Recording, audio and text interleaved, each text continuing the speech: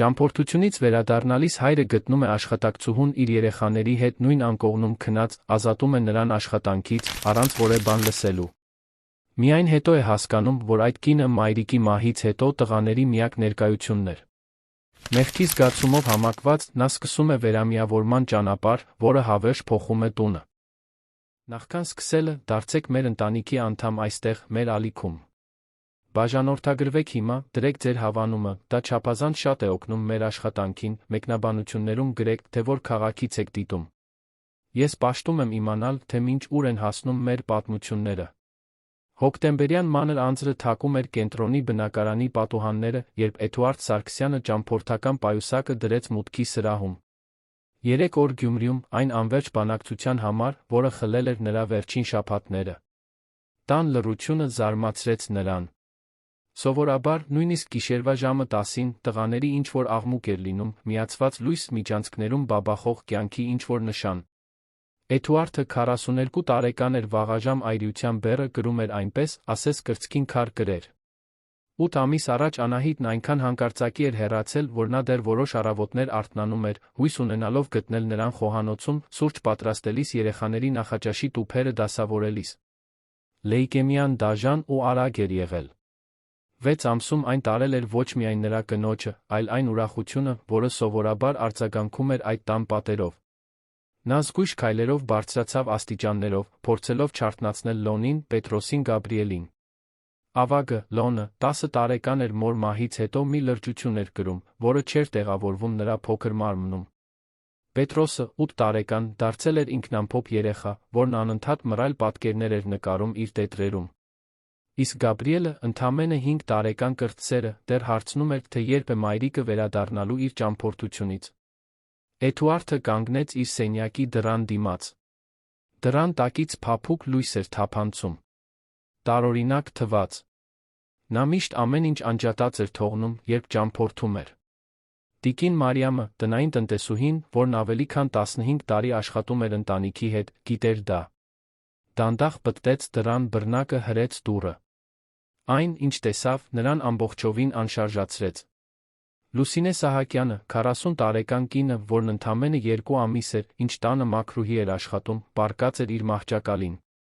Ոչ միայնակ։ Նրա կողքին, ջերմություն փնտրող ձագերի պես կուչ եկած, նրա 3 որդիներն էին։ Լոնիթը գցված էր նրա կրծքին։ Պետրոսը գծկվել էր, հենվելով նրա ուսին։ Գաբրիելը քնած էր, բռնած նրա ձեռքից, ասես դա լիներ իր փրկողակը։ Տեսարանը պետք է հուզիչ լիներ։ Սամորթ կին, մուգ մաշկով, գանգուր, ցածր հավաքած մազերով, հագին իր պարզ աշխատանքային վերնաշապիկը, գրկած 3 որբ երեխաների հուսահատության պահին։ Բայց Էդուարդը դա չտեսավ։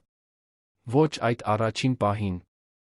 Այն, ինչ նա տեսավ իր մահճակալին իր երեխաների հետ, առանց իր թույլտվության մի աշխատող էր, որը խախտում էր բոլոր այն սահմանները, որոնք իր կարծիքով գոյություն ունեին գործատուի աշխատողի մեջ։ Արյունը խփեց այտերին։ Մի բնազդային զայրույթ, որը սնվում էր նախապաշարմունքներից, որոնց մասին նա նույնիսկ չգիտեր, որ կրում է, համակեց նրա կուրծքը։ Ինչպես էր նա համարձակվել։ Ով էր նրան թույլտվություն տվել մտնել իր սենյակ, պառկել իր մահճակալին, այդպես դիպչել իր երեխաներին։ Մի ակնթարթում նրա միտքը լցվեց մտքերով, որոնք նա երբեք չէր խոստովանի, որ ունեցել է։ Սամորթ, աղքատ մի կին, իր երեխաների հետ մահճակալում։ Ինչ իրավիճակ էր սա։ Նա բարձր ծափ տվեց, մի չոր ձայն, որը սուրի պես կտրեց լռությունը։ Լուսինեն վեր թռավ զարմացած։ Նրա աչքերը, դեռ քնից մշուշոտ, հանդիպեցին զայրույթով լի նրա աչքերին։ Նա անմիջապես հասկացավ, թե ինչ է կատարվում։ Սա առաջին անգամը չէր, որ նա դա ապրում էր։ Ծանոթ էր այդ հայացքին։ Բարոյական վրդովմունքի այն արտահայտությանը, որը խառնում էր անվստահությունն ու զզվանքը։ Նա դանդաղ վեր կացավ, առանց աղմուկի, փորձելով չարթնացնել երեխաներին։ Տղաները շարժվեցին։ Լոնը բացեց աչքերը ժպտաց, տեսնելով հորը։ Հայրիկ, դու վերադարձար, շշնջաց նա մի անկեղծ ուրախությամբ, որը Էդուարդը ամիսներ շարունակ չէր տեսել։ Գնացեք ձեր սենյակները։ Հիմա։ Էդուարդի ձայնն ավելի կոշտ հնչեց, քան մտադրվել էր։ Բայց հայրիկ, սկսեց Պետրոսը, տրորելով աչքերը։ Հիմա, Պետրոս։ Դուք էլ, Լոն Գաբրիել։ Ձեր սենյակները։ Լուսինեն օգնեց Գաբրիելին վեր կենալ, ձեռքը տանելով նրա մազերի միջով մի քնքշությամբ, որը հակասում էր միջավայրի լարվածությանը։ Հանգիստ գնացեք, սիրելիս։ Գնացեք ձեր սենյակը, ասաց նա մի փափուկ ձայնով, որը հանգստացրեց երեխաներին։ Էդուարդը սպասեց, որ նրանք դուրս գան սենյակից պայթելու համար։ Ինչ է սա, Լուսինե։ Ինչ էիր դու անում իմ մահճակալին իմ երեխաների հետ։ Նա արժանապատվությամբ նայեց նրան։ Նրա հայացքում մարտահրավեր չկար, բայց հնազանդություն չկար։ Պարոն Էդուարդ, նրանք վախենում էին։ Այն օրվանից, երբ դուք մեկնեցիք, ես բացատրություններ չեմ ուզում։ Ներողություններ չեմ ուզում։ Ուզում եմ, որ հավաքեք ձեր իրերն ու հեռանաք։ Հիմա։ Բառերը նրա բերանից դուրս թռան կրակոցների պես։ Լուսինեն մի քայլ հետ գնաց, ասես ստամոքսին հարված ստացած լիներ։ Մի պահ նրա աչքերը փայլեցին խորը ցավով, բայց նա արագ վերականգնեց արտահայտությունը։ Լավ, պարոն Էդուարդ։ Նա լուռ դուրս եկավ սենյակից։ Էդուարդը հետեց նրան, դիտելով, թե ինչպես է նա հավաքում իր պայուսակը այն սակավաթիվ իրերը, որոնք պահում էր ծառայողական սենյակի պահարանում։ Տիկին Մարիամը հայտնվեց խոհանոցում, արթնացած աղմուկից, անհավատության արտահայտությամբ դիտում էր տեսարանը։ Լուսինե, ինչ է կատարվում, հարցրեց տնտեսուհին։ Ես գնում եմ, տիկին Մարիամ։ Լավ հոգ տարեք տղաներին։ Նա ուղղվեց դեպի երեխաների սենյակները։ Էդուարդը կասկածամտորեն ուղեկցում էր նրան, ասես նա ունակ լիներ ինչ-որ սարսափելի բան անելու։ Բայց այն, ինչ տեսավ հաջորդ րոպեներին, նրան շփոթեցրեց։ Լուսինեն առաջինը մտավ Գաբրիելի սենյակ։ Տղան նստած էր մահճակալին, աչքերում արցունքներ։ Լուսինե տատի, դու գնում ես։ Նա ծնկի իջավ նրա բարձրությանը բռնեց նրա փոքրիկ ձեռքերը։ Այո, սիրելիս։ Բայց դու շատ խիզախ տղա ես, հիշում ես։ Եվ կշարունակես այդպիսին լինել։ Ես չեմ ուզում, որ դու գնաս։ Գիտեմ, սիրելիս։ Բայց երբեմն մարդիկ պետք է գնան, նույնիսկ երբ մենք չենք ուզում։ Դա չի նշանակում, որ նրանք մեզ չեն սիրում, լավ։ Նա համբուրեց նրա ճակատը արագ դուրս եկավ, նախքան նա կկարողանար բողոքել։ Պետրոսի սենյակում հրաժեշտը նույնքան ցավոտ էր։ Տղան միշտ լուռ, պարզապես ամուր գրկեց նրան մրմնջաց մի շնորհակալություն, որը քիչ մնաց կոտրեր Լուսինեի սիրտը։ Լոնի սենյակում ավագը նրան սպասում էր ոտքի վրա, ձեռքերը խաչած։ Ինչու պետք է գնաս։ Երեք գիշերվա պատճառով։ Դա քո մեղքը չէր, Լոն։ Երբեք քո մեղքը չի եղել։ Նա գրկեց նրան, Էդուարդը նկատեց, որ այնտեղ մի մտերմություն կար, որը նա չէր հասկանում։ Մի կապ, որը ձևավորվել էր իր բացակայության ընթացքում, որի մասին նա ոչինչ չգիտեր։ Լուսինեն իջավ աստիճաններով, անցավ հյուրասենյակով, որտեղ Անահիտը սովորաբար կարդում էր իր ամսագրերը, անցավ խոհանոցով, որտեղ ամեն առավոտ սուրճ էր պատրաստում, հասավ մուտքի դռանը։ Դուրս գալուց առաջ վերջին անգամ շրջվեց դեպի Էդուարդը։ Պարոն Էդուարդ, ես գիտեմ, որ դուք չեք ուզում լսել, բայց նրանք շատ յուրահատուկ երեխաներ են։ Նրանց քնքշանք է պետք։ Նրանք պետք է զգան, որ ինչ-որ մեկը հոգ է տանում իրենց մասին։ Նա չպատասխանեց։ Պարզապես դիտում էր, թե ինչպես է նա բացում դուռը անհետանում երանյան գիշերվա մեջ։ Հենց որ նա գնաց, տիկին Մարիամը մոտեցավ նրան, հիասթափության անհավատության խառը արտահայտությամբ։ Էդուարդ, ինչ արեցիր դու։ Ես ինչ արեցի։ Իսկ նա ինչ էր անում իմ մահճակալին իմ երեխաների հետ։ Դու դա տարօրինակ չես համարում, տիկին Մարիամ։ Տնտեսուհին գլուխը թափահարեց, ասես համար երեխայի հետ խոսեր։ Էդուարդ, այս կինը հոգ է տարել քո երեխաների մասին այնպես, ինչպես ոչ ոք չի հոգ տարել Անահիտի մահից հետո։ Դու չես տեսել։ Չես նկատել։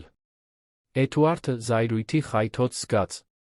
Տիկին Մարիամը երբեմն մոռանում էր, թե որն է իր տեղն այդ տանը։ Ես կարող եմ հոգ տանել իմ սեփական երեխաների մասին, տիկին Մարիամ։ Իսկապես կարող ես։ Երբ ես վերջին անգամ նրանց հետ նստել ընթրելու։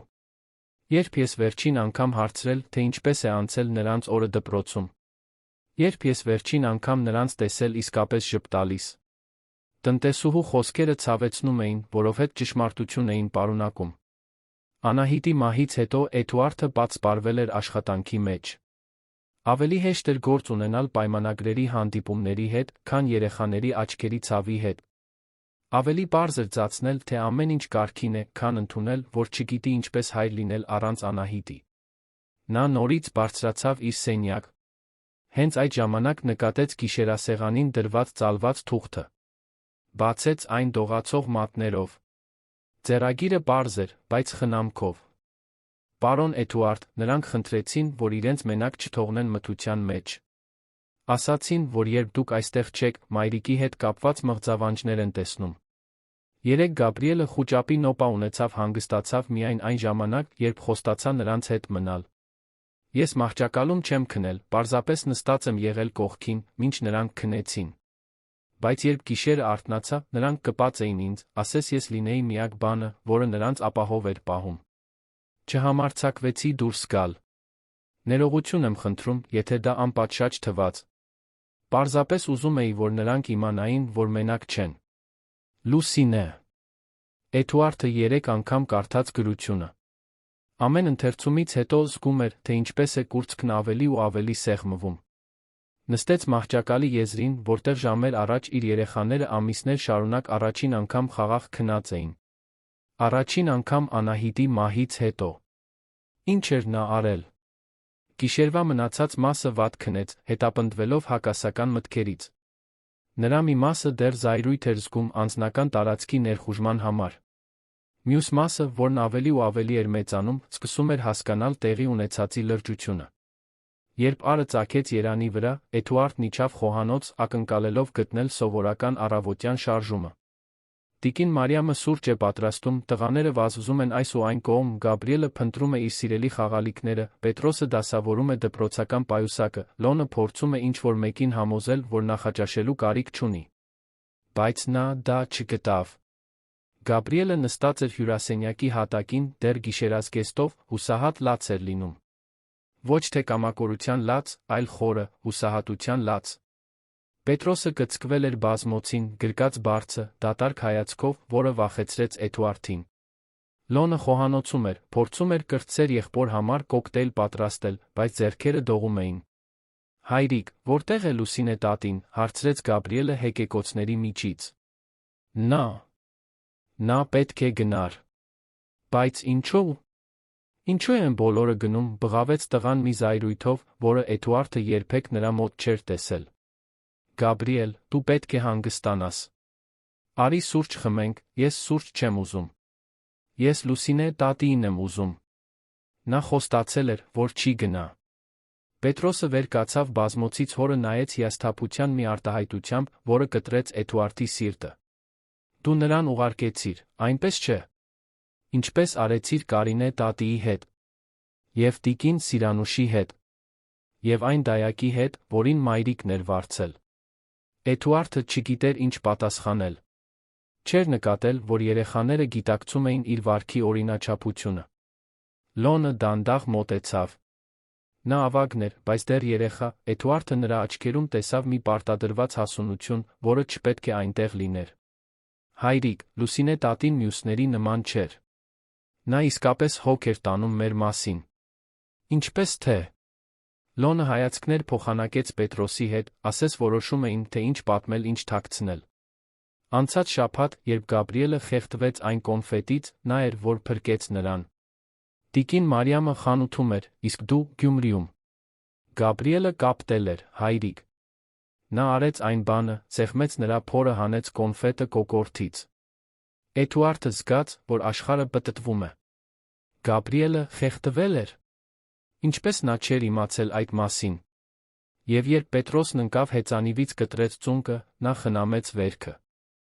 Լվաց ջրածնի պերոքսիդով, սպեղանի դրեց, նրա հետ խոսեց, մինչ ցավն անցավ։ Եվ նա շատ լավ հեքիաթներ գիտեր, ավելացրեց Գաբրիելը, դեռ հեկեկալով։ Նա հեքիաթներ էր պատմում խիզախ արքայադուստրերի ասպետների մասին, որոնք պետք չէր կռվեին, պարզապես պետք է բարի լինեին։ Ամեն գիշեր, հարցրեց Էդուարդը։ Պետրոսը գլխով արեց։ Ամեն գիշեր, երբ դու այստեղ չէիր։ Նա մնում էր մեզ հետ, մինչ քնեինք։ Ասում էր, որ երեխան չպետք է վախենա մթությունից։ Էդուարդը ծանր նստեց խոհանոցի աթոռին։ Սկսում էր հասկանալ իր տգիտության չափը։ Մինչ նա խորասուզվում էր աշխատանքի մեջ, ցավից փախչելու համար, մի օտար կին ստանձնել էր այն դերը, որը պետք է իրենը լիներ։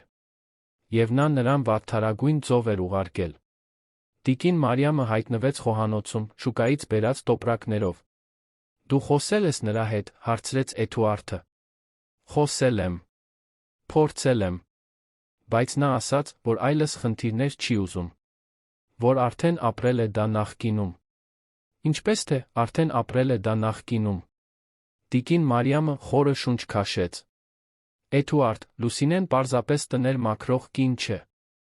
Նա բուժքույր է։ Բուժքույր էր։ Կորցրել է լիցենզիան այն բանից հետո, երբ կորցրել է իր դստերը»։ Էդուարդը զգաց, թե ինչպես սարսուռ անցավ իր ողնաշարով։ Նա դոլստր ուներ։ Ուներ 4 տարեկան մի աղջնակ։ Մահացել է 2 տարի առաջ, ալերգիկ ռեակցիայից, որը բժիշկները չկարողացան կանխել։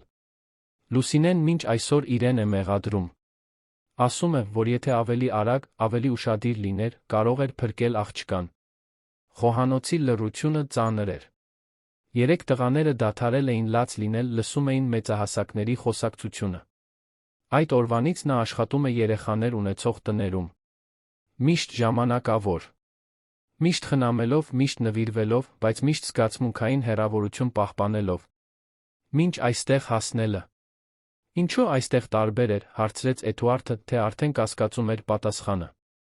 Որովհետև քո երեխաները նրա կարիքն ունեին այնպես, ինչպես իր դուստրն ուներ։ Եվ նա չկարողացավ դիմադրել։ Ամբողջովին նվիրվեց նրանց խնամքին։ Գաբրիելը մոտեցավ, հորը քաշեց նրա տաբատը։ Հայրիկ, դու կարող ես Լուսինե տատիին հետ բերել։ Էդուարդը նայեց իր 3 որդիներին։ Տեսավ հույսը Գաբրիելի աչքերում, Պետրոսի լուր տագնապը, Լոնի վատ թաքցրած հիասթափությունը։ Անահիտի մահից հետո առաջին անգամ նա հստակ տեսավ, թե ինչ էր կորցրել նախորդ գիշեր։ Ոչ միայն մի աշխատող, այլ առաջին մարդը, որը կարողացել էր խաղաղություն բերել իր երեխաներին 8 ամսվա սկի ընթացքում։ Կփորձեմ, Գաբրիել։ Կփորձեմ։ Բայց նույնիսկ այդ խոստումը տալիս, Էդուարդը գաղափար չուներ, թե ինչպես այն կատարել։ Ինչպես բացատրել մի կնոջ, որին նա նվաստացրել էր 3 երեխաների առաջ, որոնց նա սիրում էր։ Ինչպես ներողություն խնդրել այն բանի համար, որ թույլ էր տվել, որ նախապաշարմունքները, որոնց մասին նույնիսկ չգիտեր, որ կրում է, ավելի բարձր խոսեն, քան մարդկայնությունը։ Ինչպես խոստովանել, որ մի քանի վայրկյան նրա մեջ տեսել էր ոչ թե տրավմայի ենթարկված երեխաներին խնամող նվիրված կնոջ, այլ մի սպառնալիք, որը նրա նախապաշարմունքներով լի միտքը հորինել էր։ Օրը դանդաղ անցավ։ Էդուարդը չեղարկեց բոլոր հանդիպումները, մնաց տանը, փորձելով գլուխ հանել երեխաների հուզական ճգնաժամից, իր սեփական աճող մեղքի զգացումից։ Կեսօրին, երբ վերջապես կարողացավ Գաբրիելին քնեցնել, գնաց Լոնի սենյակ։ Որդիս, ես պետք է քեզ հետ խոսեմ։ Լոնը պառկած էր մահճակալին, նայելով առաստաղին։ Դու շատ ես սիրում Լուսինե տատիին, այնպես չէ։ Տղան շրջվեց, որ նրան նայի։ Հայրիկ, երբ մայրիկը մահացավ, դու շատ տխուր ես։ Եվ երբ դու տխուր ես, դու հեռու ես մնում մեզանից։ Իսկ Լուսինե տատին, ոչ։ Նա մոտ է մնում։ Նա հարցնում է, թե մենք լավ ենք։ Նա մտածում է, երբ մենք վախենում ենք։ Էդուարդը կուլ տվեց։ Իսկ ես դա չեմ անում։ Լոնը տատանվեց պատասխանելուց առաջ։ Դու փորձում ես, հայրիկ։ Բայց դու էլ ես վախենում։ Լուսինե տատին չի վախենում մեր տխրությունից։ Այդ խոսքերի իմաստնությունը, որ գալիս էր 10 տարեկան երեխայից, կոտրեց դիմադրության վերջին մնացորդը, որ Էդուարդը դեռ պահում էր։ Նա վախկոտ էր եղել։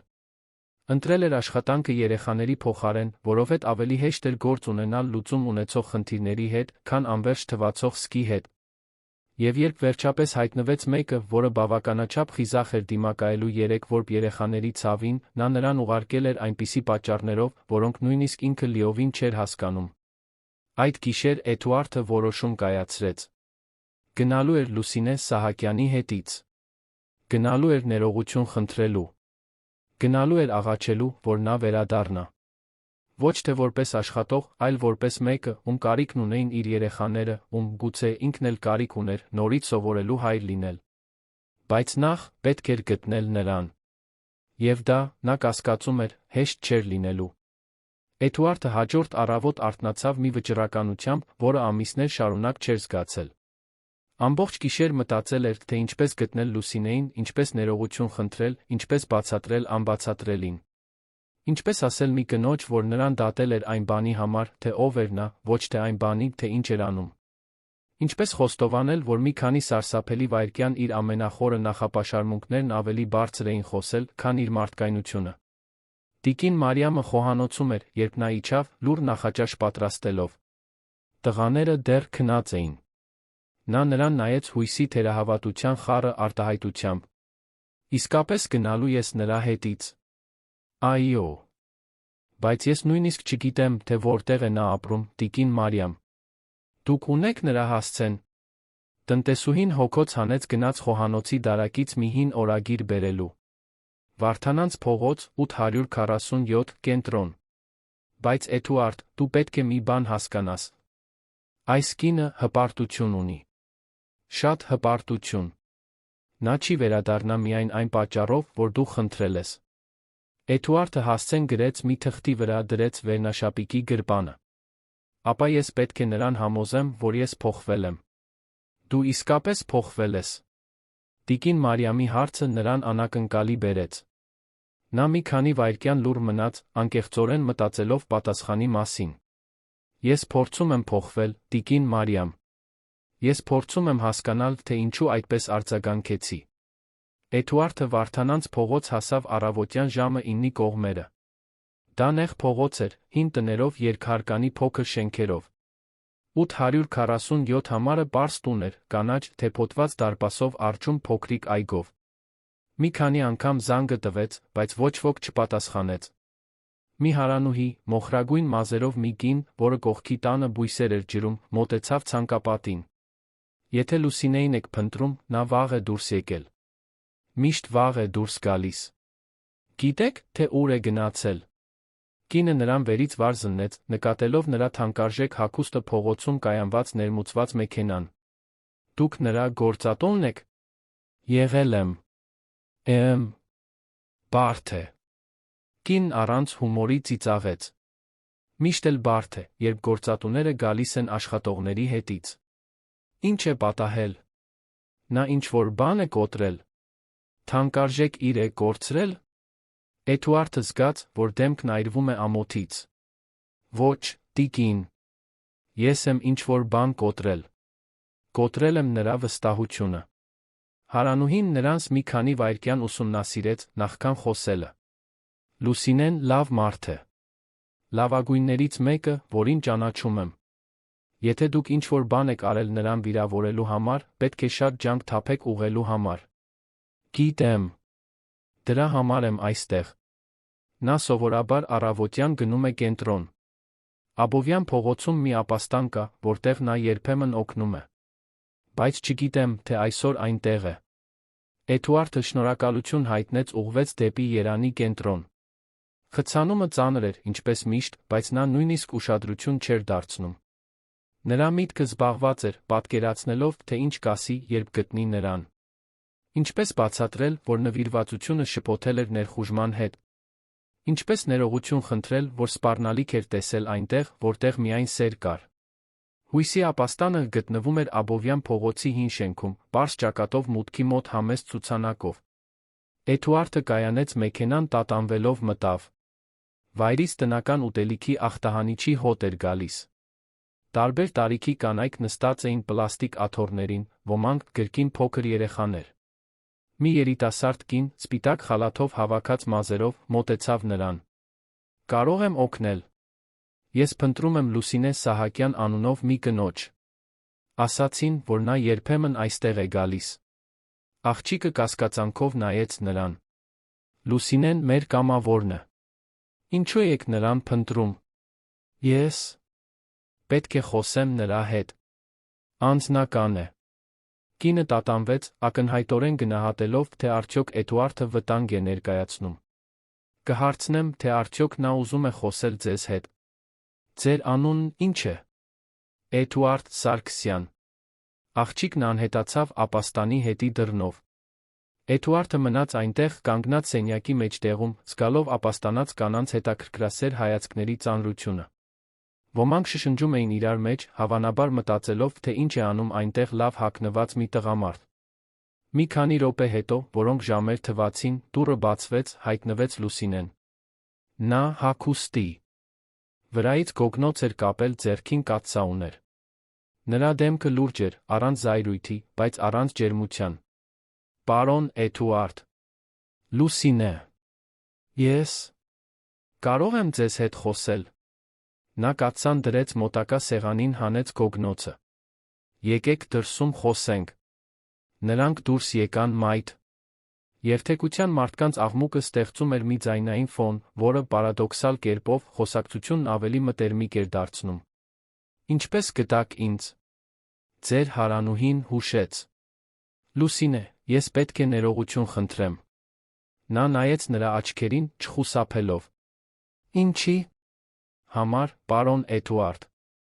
Ինձ աշխատանքից հեռացնելու համար։ Երեխաների առաջ ինձ դուրս անելու համար։ Թե այն բանի համար, ինչ մտածեցիք, երբ ինձ տեսաք այդ մահճակալին։ Վերջին հարցը նրան հարվածեց որպես բռունցքի հարված Ստամոքսին։ Նա նկատել էր։ Իհարկե, նկատել էր։ Այդ ամենի համար։ Բայց հիմնականում այն բանի համար, որ թույլ տվեցի իմ նախապաշարմունքներն ավելի բարձր խոսեն, քան իմ կարողությունը, տեսնելու, թե իրականում ինչ էր կատարվում։ Լուսինեն դանդաղ գլխով արեց։ Գիտեք, պարոն Էդուարդ, սա առաջին անգամը չէ, որ ինձ հետ պատահում է։ Ես աշխատել եմ այլ տներում, երեխաների հետ։ Միշտ նույն բանը։ Սկզբում ծնողները ուրախ են, որովհետև ես լավ եմ խնամում իրենց երեխաներին։ Բայց երբ երեխաները սկսում են շատ կապվել, երբ նրանք սկսում են ինձ ընտանիքի անդամ տեսնել, այն ժամանակ գալիս է վախը։ Ինչից վախ։ Վախ, որ ես փորձում եմ ինչ-որ մեկի տեղը զբաղեցնել։ Վախ, որ սա մորթ, աղքատ մի կին մանիպուլյացիայի է ենթարկում իրենց երեխաներին։ Վախ, որ ես երկրորդ մտադրություններ ունեմ։ Էդուարդը գլուխը կախեց, ամաչելով։ Ես գիտակցաբար այդպիսի բան չեմ մտածել, Լուսինե։ Գիտակցաբար մտածել պետք չէ, պարոն Էդուարդ։ Այդ մտքերն այնքան խորն են արմատացած մեր հասարակության մեջ, որ դրանք ինքնաբերաբար են դուրս գալիս։ Ինձ նման մի կին, որը խնամում է սպիտակամորթ հարուստ երեխաների, պետք է ինչ-որ բան սխալ լինի։ Նրանց միջ լռություն տիրեց։ Էդուարդը պայքարում էր ճիշտ բառեր գտնելու համար։ Դուք ճիշտ եք։ Եվ ես սխալ եմ։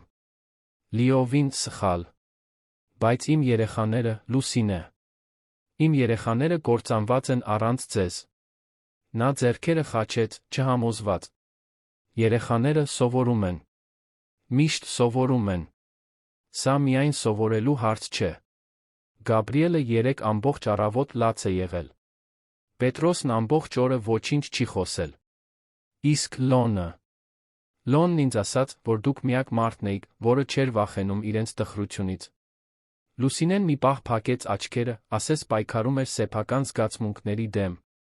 Պարոն Էդուարդ, ես իմ դստերը կորցրել եմ 2 տարի առաջ։ Նա 4 տարեկան էր, նույն տարիքի, ինչ Գաբրիելը, երբ ձեր կինը մահացավ։ Երկար ժամանակ ես նույնիսկ չէի կարողանում երեխայի նայել, առանց նրան հիշելու։ Բայց երբ սկսեցի աշխատել ձեր տանը, երբ տեսա այդ կորած տղաներին, որոնք չգիտեին ինչպես վարվել ցավի հետ։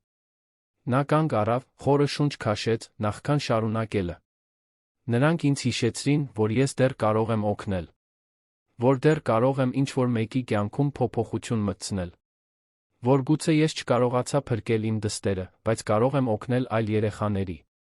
Էդուարդը զգաց, որ աչքերը լցվում են։ Ինչպես է նա մահացել։ Դեղամիջոցի նկատմամբ ալերգիկ ռեակցիա։ Ես բուժքույր էի, աշխատում էի Էրեբունի բժշկական կենտրոնում։ Պետք է ավելի շուտ նկատեի նշանները, պետք է ավելի արագ լինեի։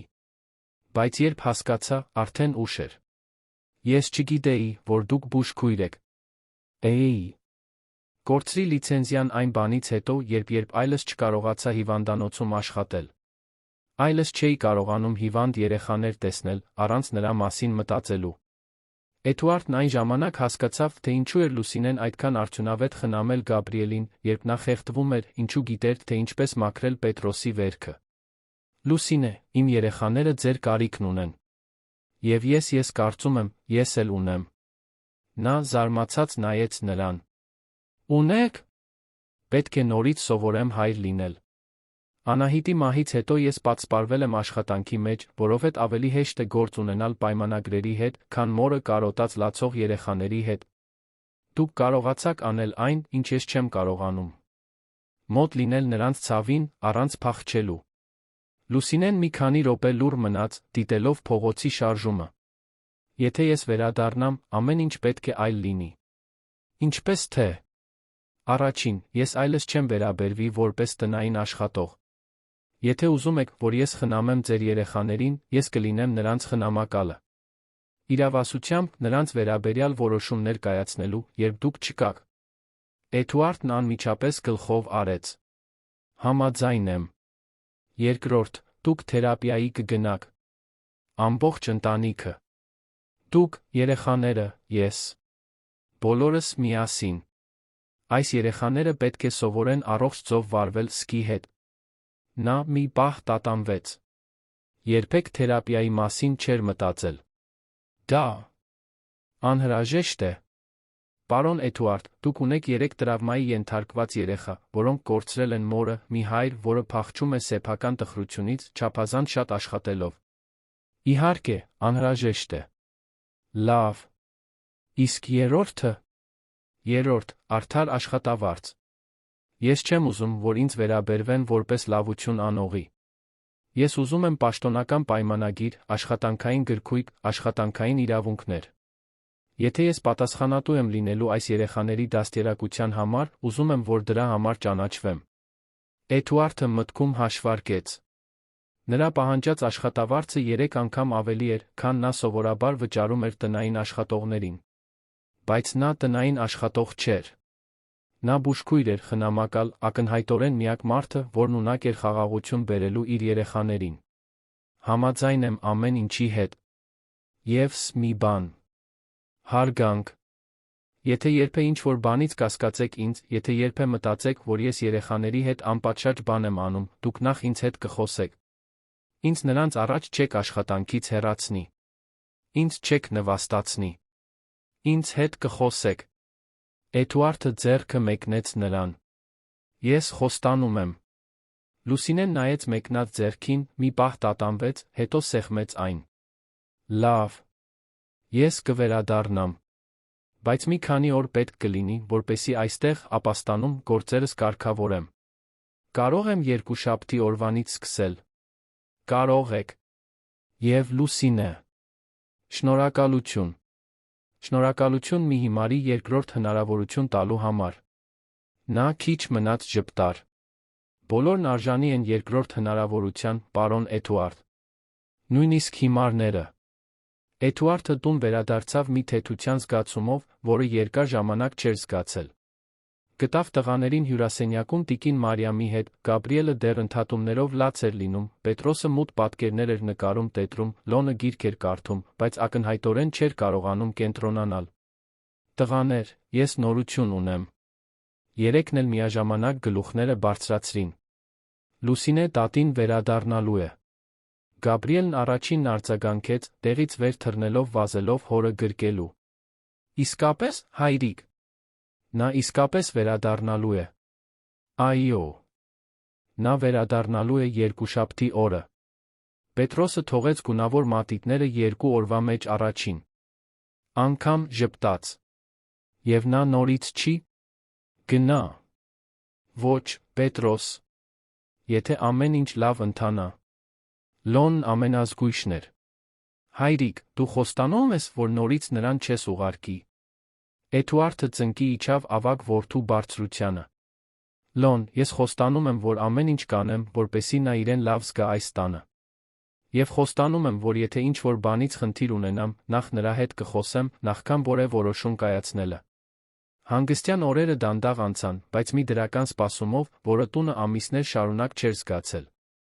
Էդուարդը չեղարկեց հաջորդ շաբաթվա համար նախատեսված գործուղումը։ Ուզում էր ներկա լինել Լուսինեի վերադարձի առաջին օրերին։ Երկուշաբթի առավոտյան նա վաղ արթնացավ իջավ խոհանոց։ Տիկին Մարիամն արդեն այնտեղ էր, բայց նրա պահվածքի մեջ ինչ-որ տարբեր բան կար։ Էդուարդ, կարող եմ մի բան ասել։ Իհարկե։ Ես այս տանը 15 տարի եմ աշխատում։ Տեսել եմ քեզ Անահիտին հանդիպելիս, տեսել եմ ձեզ ամուսնանալիս, տեսել եմ տղաների ծնունդը։ Եվ երբեք չեմ տեսել, որ ինչ-որ մեկն այս երեխաներին այնպես խնամի, ինչպես Լուսինեն այս 2 ամսում։ Էդուարդը գլխով արեց, լսելով։ Եթե նորից փչացնես, ոչ թե նա է գնալու։ Ես եմ գնալու։ Տիկին Մարիամի սպառնալիքը նրան զարմացրեց, բայց նա հասկացավ, թե որտեղից էր դա գալիս։ Չեմ փչացնի, տիկին Մարիամ։ Ես իմ դասը սովորել եմ։ Առավոտյան ուղիղ ժամը 8-ին դռան զանգը հնչեց։ Գաբրիելը վազեց դուռը բացելու, հետից Պետրոսն ու Լոնը։ Էդուարդը լսեց ուրախության ճիչերը մուտքի սրահում ժպտաց։ Լուսինեն վերադարձել էր։ Նա տուն մտավ, ձեռքին փոքրիկ ճամպրուկ համեստ ժպիտ։ Տղաները շրջապատեցին նրան ուշադրության քաղցած ձագերի պես։ Լուսինե տատի, դու նոր հեքիաթներ ես բերել, հարցրեց Գաբրիելը։ Բերել եմ, սիրելիս։ Շատ նոր հեքիաթներ եմ բերել։ Էդուարդը մոտեցավ։ Լուսինե, բարի վերադարձ։ Շնորհակալություն, պարոն Էդուարդ։ Նա շուրջը նայեց տանը, ասես հիշում էր յուրաքանչյուր անկյուն։ Խոսենք առօրյայի մասին։ Այո։ Նրանք նստեցին ճաշասենյակի սեղանի շուրջ, տղաները շուրջը, տիկին Մարիամը համեստ, բայց ներկա։ Ուրեմն, ո՞րն է պլանը, հարցրեց Էդուարդը։ Լուսինեն պայուսակից մի փոքրիկ տետր հանեց։ Ես հանգստյան օրերին որոշ նշումներ եմ արել։ Առաջինը, հաստատուն ժամեր։ Երեխաներին առօրյա է պետք։ Նախաճաշը 7:30, ճաշը կեսօրին, ընթրիքը երեկոյան 7-ին։ Բոլորս միասին, երբ հնարավոր է։ Էդուարդը գլխով արեց։ Անահիտը միշտ պնդում էր դա, բայց նրա մահից հետո ժամերը խառնվել էին։ Երկրորդ, կառուցվածքային զբաղմունքներ։ Օրական 1 ժամ տնային աշխատանք, 1 ժամ ազատ խաղ, 1 ժամ ընտանեկան զրույց։ Իսկ հանգստյան օրերին միասին զբոսանքներ։ Զբոսանքներ, հարցրեց Լոնը։ Այգի, կինո, թանգարան։ Բաներ, որոնք դուք անում էիք մայրիկի հետ։ Էդուարդը կրծքում սեղմոց զգաց։ Անահիտի մահից հետո նրանք ոչ մի անգամ միասին դուրս չէին եկել։ Իսկ թերապիան, հարցրեց նա։ Նշանակել եմ 5 շաբթի կեսօրին։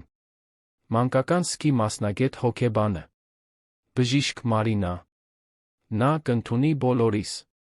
Բոլորիս։ Դուք էլ, պարոն Էդուարդ։ Երեխան սովորում է, տեսնելով, թե ինչպես է հայրը վարվում սեփական զգացմունքների հետ։ Գաբրիելը քաշեց Լուսինեի վերնաշապիկը։ Լուսինե տատի, դու կարող ես այսօր այստեղ քնել։ Էդուարդը խեղդվեց սուրճից։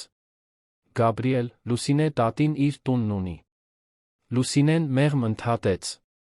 Գաբրիել, ես այստեղ կմնամ ամեն օր, մինչ դուք քնեք։ Բայց գիշերը տուն կգնամ։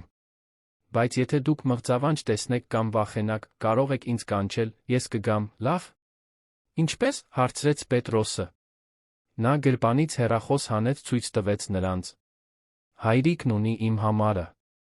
Եթե դուք վախենաք, նա չիմանա ինչպես օգնել, նա ինձ կզանգի, ես կգամ այստեղ։ Էդուարդը նկատեց, որ նա երեխաների համար անվտանգության ցանց է ստեղծում, առանց 24 ժամ հասանելի լինելու պարտավորություն ստանձնելու։ Խելացի էր։ Իսկ հիմա հարցրեց Լոնը։ Հիմա սկսում ենք մեր նոր առօրյան։ Ո՞վ է ուզում ինձ օգնել ճաշ պատրաստել։ 3 փոքրիկ ձեռքերը միաժամանակ բարձրացան։ Էդուարդը դիտում էր, թե ինչպես է Լուսինեն կազմակերպում տղաներին խոհանոցում, յուրաքանչյուրին մի փոքր, բայց կարևոր առաջադրանքով։ Գաբրիելը լվանում էր լոլիկները, Պետրոսը դասավորում էր ափսեները, Լոնը կտրատում էր գազարները անսուր դանակով, ուշադիր հսկողության ներքո։ 8 ամսվա մեջ առաջին անգամ տունը նորից տան տեսք ուներ։ Այդ կեսօրին, մինչ երեխաները տնային աշխատանք էին անում հյուրասենյակի սեղանի շուրջ, Լուսինեի ղեկավարությամբ, Էդուարդը հրատապ աշխատանքային զանգ ստացավ։ Անահիտի մահից առաջ նա անմիջապես կպատասխաներ։ Այս անգամ ուղարկեց ձայնային փոստ։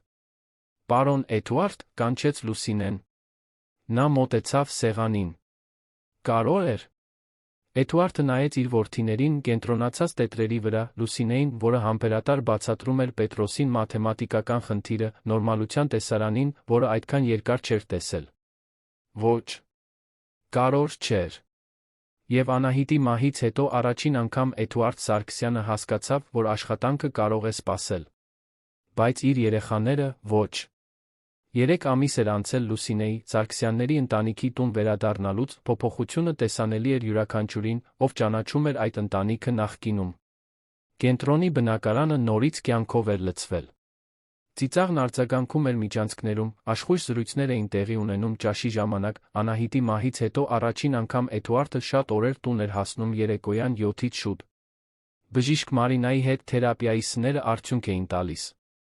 Գաբրիելը դադարել էր անընդհատ մղձավանջներ տեսնել։ Պետրոսը նորից սկսել էր խոսել իր զգացմունքների մասին, փոխարենը միայն մռայլ պատկերներ նկարելու։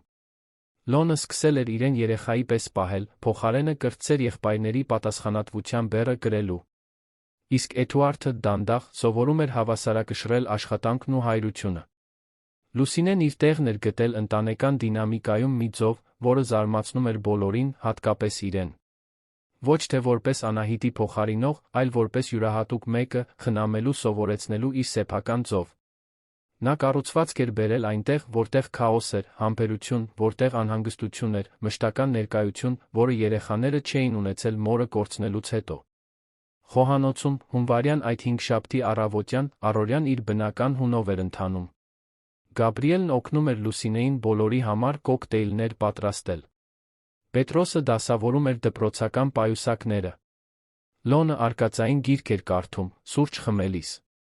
Էդուարդը գրեթե 1 տարվա մեջ առաջին անգամ նրանց հետ նստած էր սեղանի շուրջ, փոխարենը հանդիպման շտապելու։ Լուսինե տատի, այսօր դպրոցում ֆուտբոլ կա։ Կարող եք գալ դիտելու, հարցրեց Պետրոսը։ Էդուարդը ժպտաց։ Այն օրվանից, երբ Լուսինեն տան կանոնները հաստատել էր, նա միշտ նրան դիմում էր պարոն Էդուարդ երեխաների առաջ, հիերարխիկ հարգանքը պահպանելու միջոց, մինչդեռ իրականացնում էր իր, որպես խնամակալի, հեղինակությունը։ Կարող եմ, Պետրոս։ Ժամը քանիսին է խաղը։ Ցերեկվա ժամը 3-ին։ Ապա ես կչեղարկեմ իմ հանդիպումը այնտեղ կլինեմ։ Գաբրիելը ուրախությունից ծափ տվեց։ Դու իմ թիմին էլ ես երկրպագելու, հայրիկ։ Ես երկուսիդ թիմին էլ եմ երկրպագելու, Գաբրիել։ Լուսինեն տեսարանը դիտում էր համեստ ժպիտով։ Ժամանակ բոլորի կողմից շատ ջանքեր էր պահանջվել, բայց վերջապես այդ ընտանիքը գտնում էր իր նոր հավասարակշռությունը։ Հենց այդ ժամանակ դռան զանգը հնչեց։ Էդուարդը ճակատը կիտեց։ Առավոտյան 8:30 էր, շատ վաղ այցելությունների համար։ Ես կբացեմ, ասաց Լուսինեն, վեր կենալով սեղանից։ Նա բացեց դուռը, հանդիպեց մոխրագույն կոստյումով մի տղամարդու, ձեռքին թղթապանակ, դեմքին լուրջ արտահայտություն։ Էդուարդ Սարգսյան։ Ոչ, ես այստեղ եմ աշխատում։ Նա նախաճաշում է։ Կարող եմ հարցնել, ով է փնտրում։ Ես դատական կատարածու եմ։ Ես պետք է դատական ծանուցագիր հանձնեմ պարոն Էդուարդ Սարգսյանին։ Լուսինեն զգաց, թե ինչպես սարսուռ անցավ իր ողնաշարով։ Ծանուցագիրը երբեք լավ նորություն չէր։ Մի պահ, խնդրում եմ։ Նա վերադարձավ խոհանոց, որտեղ Էդուարդը աշխույժ զրուցում էր երեխաների հետ կեսօրվա ֆուտբոլային խաղի մասին։ Պարոն Էդուարդ, դրան մոտ դատական կատարածու կա։ Ձեզ համար ծանուցագիր է բերել։ Ժպիտն անհետացավ Էդուարդի դեմքից։ Տղաները լռեցին, նկատելով մթնոլորտի փոփոխությունը։ Ծանուցագիր։ Նա վեր կացավ, գնաց դեպի դուռը։ Կատարածուն նրան հանձնեց կնքված ծրար։ Էդուարդ Սարգսյան։ Այո։ Դատական ծանուցագիր։ Դուք 15 օր ունեք փաստաբան վարձելու պաշտպանություն ներկայացնելու համար։ Էդուարդը ստացականը ստորագրեց թեթակի դողացող ձեռքերով, փակեց դուռը։ Վերադարձավ խոհանոց, որտեղ Լուսինեն երեխաները անհամբեր սպասում էին նրան։ Հայրիկ, ինչ է ծանուցագիրը, հարցրեց Լոնը։ Դա այն է, երբ ինչ-որ մեկը ուզում է ինչ-որ բան լուծել դատարանում, որդիս։ Էդուարդը բացեց ծրարը, սկսեց կարդալ փաստաթուղթը։ Ընթերցելիս նրա արտահայտությունն ավելի ու ավելի էր լրջանում։ Ինչ է, պարոն Էդուարդ, հարցրեց Լուսինեն ցածր ձայնով։ Էդուարդը նայեց իր որդիներին, տատանվեց, հետո որոշեց, որ նրանք իրավունք ունեն իմանալու։ Տղաներ, Կարապետյան պապիկ տատիկները, մայրիկի ծնողները, դատական գործ են հարուցել։ Նրանք ուզում են, որ դուք իրենց հետ ապրեք։ Խոհանոցի լռությունը խլացուցիչ էր։ Գաբրիելն առաջինն արձագանքեց։ Նրանք ուզում են, որ մենք այստեղից գնանք։ Նրանք կարծում են, որ դա ձեզ համար ավելի լավ կլինի։ Բայց դա միայն այն է, ինչ նրանք են կարծում։ Դեռ ոչինչ չի փոխվել։ Լոնը, միշտ ամենահասունը, տվեց այն հարցը, որից Էդուարդը վախենում էր։ Իսկ Լուսինե տատին? Նա կարող է մեզ հետ գալ։ Էդուարդը շարունակեց կարդալ գործը։ Որքան շատ էր կարդում, այնքան ավելի էր փակվում նրա արտահայտությունը։ Նրանք կասկածի տակ են դնում նա Լուսինեի ներկայությունն այստեղ։ Ինչպես թե, հարցրեց Պետրոսը։ Էդուարդը չէր ուզում մանրամասների մեջ մտնել երեխաների առաջ, բայց գործը պարզ էր։ Մայրական տատիկ-պապիկները պնդում էին հայրական անպութության մասին, բացահայտում էին Լուսինեի երեխաների հետ մահճակալում քնելու դրվագը, կասկածի տակ էին դնում նրա մասնագիտական որակավորումը, նույնիսկ նրա հոգեկան առողջությունը սեփական դստեր կորստից հետո։ Նրանք կարծում են, որ ես լավ չեմ հոգ տանում ձեզ համար, որ Լուսինեն չպետք է աշխատի երեխաների հետ։ Լուսինեն զգաց, որ ստամոքսը շրջվում է։ Դա նույն իրավիճակն էր, որը նա ապրել էր այլ տներում, միայն թե այս անգամ հրապարակավ, պաշտոնապես։ Պարոն Էդուարդ, գուցե ավելի լավ է ես հեռանամ, մինչ սա լուծվի, ոչ, բղավեցին երեք տղաները միաժամանակ։ Էդուարդը վճռականությամբ նայեց նրան։ Դուք ոչ մի տեղ չեք գնալու, Լուսինե։ Մենք սա միասին ենք հաղթահարելու։ Հաջորդ շաբաթների ընթացքում Սարգսյանների ընտանիքի կյանքը գլխիվայր շրջվեց։ Էդուարդը վարձեց պարոնուհի Սիրանուշ Ալավերդյանին, Երանի լավագույն ընտանեկան իրավաբաններից մեկին։ Մայրական տատիկ-պապիկները, Հովսեփ Կարմեն Կարապետյանները ռեսուրսներ ունեին, վարձել էին նույնքան իրավասու իրավաբանական թիմ։ Գործը, որը պետք է քննվեր դատական գաղտնիության պայմաններում, քանի որ ներառում էր անչափահասների, արտահոսեց մամուլ։ Տեղական թերթի մի լրագրողուհի կարողացել էր մուտք գործել, փաստաթղթեր հոդված էր հրապարակել, բացակահայրը, որբ երեխաներին թողել է անորակավոր սպասուհու խնամքին վերնագրով։ Հոդվածը նկարագրում էր Էդուարդին որպես աշխատանքամոլ գործարարի, որը կնոջ մահից հետո անտեսել էր իր երեխաներին։ Լուսինեն ներկայացվում էր որպես խանգարված կին, որը կորցրել էր սեփական դստերը, այժմ անպատշաճ կերպով կապվում էր գործատուի երեխաներին։ Սենյակի դրվագը նկարագրվում էր սենսացիոն ձով, ակնարկելով անպատշաճ վարքագիծ։ Էդուարդը հոդվածի մասին իմացավ, երբ մի երկուշաբթի առավոտյան գրասենյակ հասավ, գտավ իր քարտուղարուհուն շփոթված արտահայտությամբ։ Պարոն Սարգսյան, գուցե դուք պետք է սա տեսնեք, ասաց նա, նրան տալով թերթը։ Էդուարդը կարդաց հոդվածը մի զայրույթ զգաց, որը չէր զգացել այն գիշերվանից, երբ աշխատանքից հեռացրել էր Լուսինեին։ Բայց այս անգամ զայրույթն ուղղված էր լրագրողներին, Անահիտի ծնողներին, ոչ թե այն կնոջը, որն այդքան քնքշորեն խնամում էր իր երեխաներին։ Տանը Լուսինեն հետանքների հետ այլ կերպ էր վարվում։ Նա զանգեր էր ստացել նախկին գործատուներից, որոնք կասկածի տակ էին դնում իր վարքը։ Մի մայր, ում երեխաներին նա խնամել էր 2 տարի առաջ, զանգել էր ասելու, որ այլևս ոչ ոքի իրեն խորհուրդ չի տա։ Երբ պարոն Էդուարդն այդ կեսօրին տուն հասավ, նրան գտավ խոհանոցում, կարմրած աչքերով։ Լուսինե, լավ եք։ Նա ցույց տվեց մի քանի դպված էլեկտրոնային նամակներ, որոնք ստացել էր։ Մարդիկ ասում են, որ ես վտանգավոր եմ երեխաների համար։ Որ ես օգտագործում եմ ընտանիքների ցավը, նրանցից օգտվելու համար։ Էդուարդը կարդաց նամակները, զգաց, որ զայրույթն էլ ավելի է մեծանում։ Սա անհեթեթություն է։ Ցանկացած մարդ, ով ճանաչում է ձեզ, գիտի, որ դա ճիշտ չէ։ Բայց մարդիկ ինձ չեն ճանաչում, պարոն Էդուարդ։ Նրանք միայն գիտեն այն, ինչ կարդացել են թերթում։ Տղաները դպրոցից այդ օրը ավելի լուռ եկան, քան սովորաբար։ Լոնը ուղիղ գնաց հոր հետ խոսելու։ Հայրիկ, դպրոցի երեխաները մեր մասին են խոսում։ Ինչ են խոսում։ Որ Լուսինե տատին վատն է։ Որ նա ուզում է մեզ գողանալ քեզանից։ Որ դու վատ հայր ես։ Էդուարդը ծնկի իջավ որդու բարձրությանը։ Իսկ դու հավատում ես դրան։ Իհարկե ոչ։ Բայց վատ է լսել այդ բաները։ Գիտեմ, որդիս։ Բայց երբեմն մարդիկ վատ բաներ են խոսում այն իրավիճակների մասին, որոնք չեն հասկանում։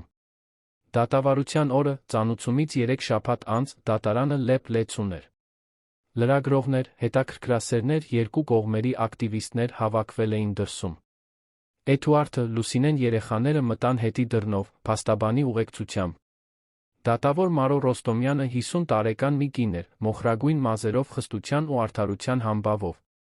Նա ուսումնասիրել էր գործի բոլոր փաստաթղթերը, կարծես պատրաստ էր երկար ու բարդ նիստի։ Տատիկ-պապիկների փաստաբանը, պարոն Ռուբեն Մելքոնյանը, առաջինը խոսեց. Հարգելի դատարան, մայրական։ Տատիկ-պապիկներ Հովսեփ Կարմեն Կարապետյանները խնդրում են Լոն Պետրոս Գաբրիել Սարգսյանների խնամակալությունը, հասկանալով, որ հայրը, Էդուարդ Սարգսյանը, չի ապահովում երեխաների առողջ զարգացման համար անհրաժեշտ միջավայրը։ Նա ներկայացրեց մանրամասն թղթապանակ։ Էդուարդի չափազանց երկար աշխատանքային ժամերը, Անահիտի մահից հետո ամիսների ընթացքում խնամակալների բազմաթիվ փոփոխությունները, սենյակի վիճահարույց դրվագը, Լուսինեի հուզական կայունությունը, կասկածի տակ դնող հոգեբանական եզրակացություն։ Բացի այդ, հարգելի դատարան, մենք կասկածի տակ ենք դնում ներկայիս խնամակալի Լուսինե Սահակյանի համապատասխանությունը, մի կնոջ, որը կորցրել է սեփական դստերը տրավմատիկ հանգամանքներում, չունի որբ երեխաներ խնամելու պաշտոնական որակավորում։ Պարոնուհի Սիրանուշ Ալավերդյանը վեր կացավ պաշտպանության համար։ Հարգելի դատարան, այն, ինչ մենք այստեղ տեսնում ենք, մի հայր է, որն անցել է բնական սկի շրջանով կնոջը կորցնելուց հետո, բայց ամբողջովին վերակառուցել է իր կյանքը, առաջնահերթություն տալով երեխաների բարեկեցությանը։ Երեխաները թերապիայի են գնում, ունեն հաստատված առօրյա, ամենակարևորը, երջանիկ են ադապտացված։ Նա ներկայացրեց բժիշկ Մարինայի հոգեբանի զեկույցները, որոնք հաստատում էին 3 երեխաների հուզական վիճակի զգալի բարելավումը։ Նա բերեց դպրոցի ուսուցիչների վկայությունները, զեկուցելով տղաների ակադեմիական սոցիալական առաջընթացի մասին։ Ինչ վերաբերում է տիկին Լուսինե Սահակյանին, նա ոչ միայն խնամակալ է։ Նա 20 տարվա փորձ ունեցող բուժքույր է, որը Սարգսյանների ընտանիքում գտել է հուզական խոցելիության իրավիճակում գտնվող երեխաներին խնամելու իր կոչումն իրականացնելու հնարավորություն։ Դատավորը լսեց երկու կողմերի վկայությունները։ Հովսեփ Կարապետյանը, մայրական պապը, 68 տարեկան թոշակառու ինժեներ, խոսեց իր ֆինանսական կարողության մասին, թոռներին պահելու այն հուզական կայունության մասին, որը նա իր կինը կարող էին առաջարկել։ Էդուարդը, երբ իր խոսելու հերթը հասավ, տեսանելիորեն նյարդային էր։ Հարգելի դատարան, ես ընդունում եմ, որ սխալներ եմ թույլ տվել կնոջս մահից հետո։ Ես պատսպարվել եմ աշխատանքի մեջ, որովհետև չգիտեի ինչպես վարվել իմ ցավի, իմ երեխաների ցավի հետ։ Բայց ես սովորել եմ։ Փոխվել եմ։ Այսօր ես գիտեմ, որ հայր լինելն ամենակարևոր բանն է, որ ես անում եմ կյանքում։ Նա նայեց Լուսինեին, որը նստած էր վկաների համար նախատեսված աթոռներին։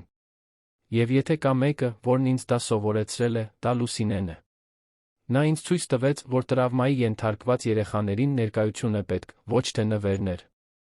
Ժամանակ է պետք, ոչ թե փող։ Պետք է մեկը, որը չի վախենում մոտ լինել նրանց ցավին։ Երբ Լուսինեի վկայություն տալու հերթը հասավ, նա արժանապատվությամբ վեր կացավ։ Հագին պարզ, մուգ կապույտ զգեստ էր, մազերը հավաքել էր ցածր կոկոնով։ Հարգելի դատարան, ես իմ դստերը կորցրել եմ 2 տարի առաջ։ Երկար ժամանակ կարծում էի, որ այլս երբեք չեմ կարողանա երեխաներ խնամել, առանց ներսից կտոր լինելու։ Բայց երբ ծանոթացա Լոնի, Պետրոսի Գաբրիելի հետ, հասկացա, որ նրանք կորած էին նույն կերպ, ինչպես ես էի։ Եվ որ գուցե, նրանց խնամելով, ես կարողանայի հարգել իմ դստեր հիշատակը։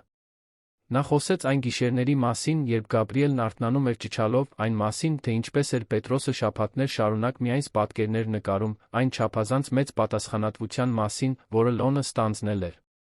Ես չեմ փորձել փոխարինել նրանց մորը։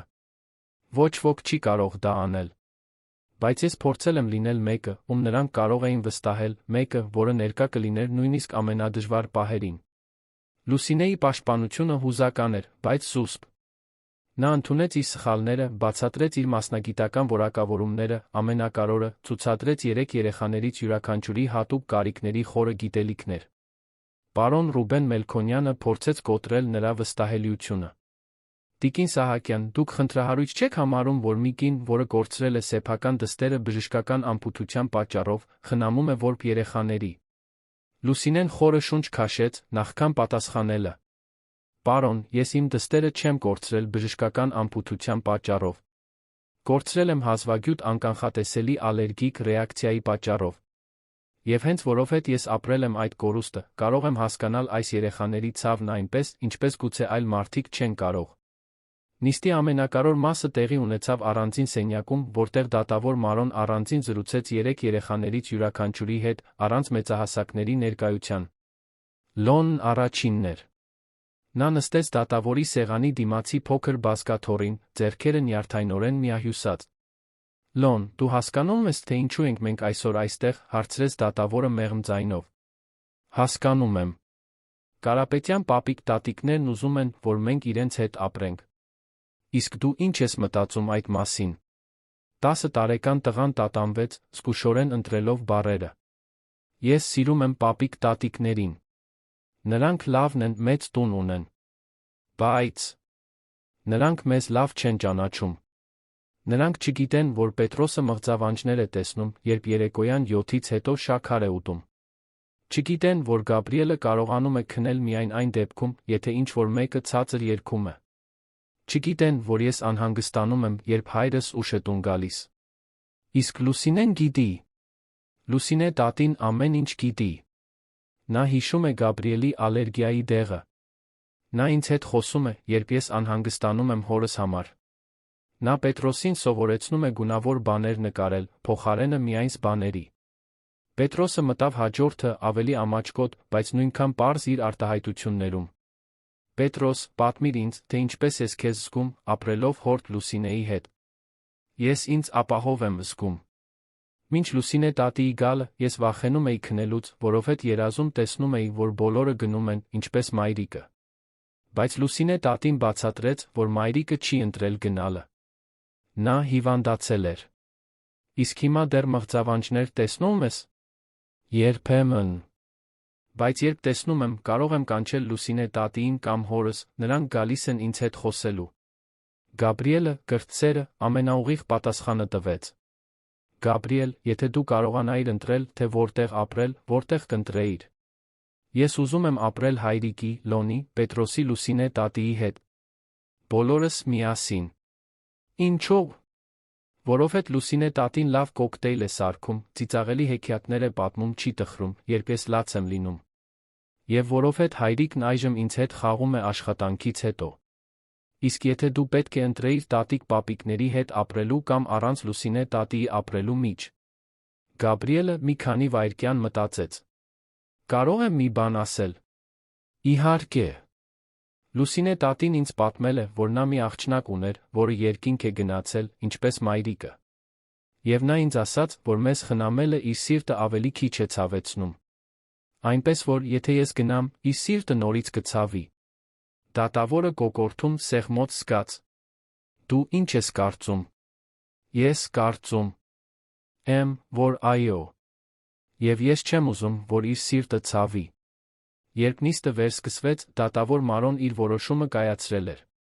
Լսելով բոլոր կողմերին, հատկապես զրուցելով ներգրավված 3 երեխաների հետ, այս դատարանը որոշում է պահպանել խնամակալությունը հոր Էդուարդ Սարգսյանի հետ, որոշակի պայմաններով։ Էդուարդը միաժամանակ թեթություն լարվածություն զգաց։ Պայմանները հետյալն են։ Ընտանեկան հոգեբանական ուղեկցության պարտադիր շարունակություն 6 ամսվա ընթացքում սոցիալական աշխատողի երկշաբաթյա այցելություն խնամակալ Լուսինե Սահակյանի մասնագիտական կարգավիճակի կարգավորում։ Դատավորն ուղիղ նայեց Լուսինեին։ Տիկին Սահակյան, դուք պետք է 6 ամսվա ընթացքում ստանաք մանկական տրավմայի մասնագիտացված խնամակալի հավաստագիր։ Պետությունը աջակցություն կցուցաբերի, որպեսզի դուք կարգավորեք ձեր մասնագիտական կարգավիճակը։ Լուսինեն հուզված գլխով արեց։ Որոշումը հիմնված է երեխաների լավագույն շահերի սկզբունքի վրա, որոնք հստակ ցույց տվեցին, թե որտեղ են իրենց ապահով սիրված զգում։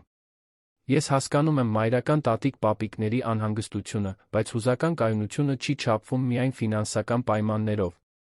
Հովսեփ Կարապետյանը վեր կացավ, տեսանելիորեն դժգոհ։ Հարգելի դատարան, մենք բողոքարկելու ենք այս որոշումը։ Դա ձեր իրավունքն է։ Բայց մինչ բողոքը քննվի, խնամակալությունը մնում է հոր հետ։